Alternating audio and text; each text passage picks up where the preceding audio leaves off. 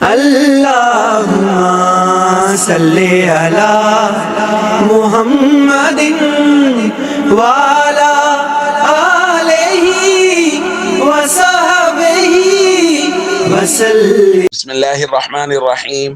عن ابی ہریرہ رضی اللہ تعالی عنہ قال قال رسول اللہ صلی اللہ تعالی علیہ وسلم لقد كان فيما قبلكم من الامم محدثون فإن يك في امتی احد فإنه عمر، رواہ البخاری۔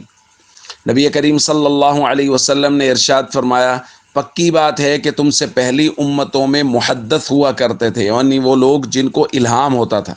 حضور علیہ الصلوۃ والسلام نے فرمایا اگر میری امت میں ایسا کوئی شخص ہے تو وہ عمر ہے رضی اللہ تعالیٰ عنہ۔ دوستو، حضرت عمر رضی اللہ تعالیٰ عنہ کی شخصیت الہامی شخصیت تھی، اسی لیے بارہا ایسا ہوا کہ کسی معاملے میں جو رائے حضرت عمر رضی اللہ تعالیٰ عنہ کی ہوتی تھی، قرآن کریم بھی اسی رائے کے مطابق اترتا ہے، یعنی قرآن کریم حضرت عمر رضی اللہ تعالیٰ عنہ کی رائے کی تائید کرتا تھا۔ اور اسی الہامی صفت کو نبی کریم صلی اللہ علیہ وسلم نے کچھ اس طرح بھی بیان فرمایا، لو کان بعدی نبی لکان عمر۔ حضور نے فرمایا اگر میرے بعد کوئی نبی ہوتا تو وہ عمر ہوتا، یعنی نبوت کا سلسلہ اور دروازہ تو بالکل بند ہے، لیکن جو الہامی کیفیات اور صفات چاہیے ہوتی ہیں اللہ تعالیٰ نے وہ عمر رضی اللہ تعالیٰ عنہ میں رکھی ہیں۔ نبوت کا دروازہ بالاتفاق بالکل بند ہے، لیکن الہامی کیفیات حضرت عمر رضی اللہ تعالیٰ عنہ میں موجود ہیں۔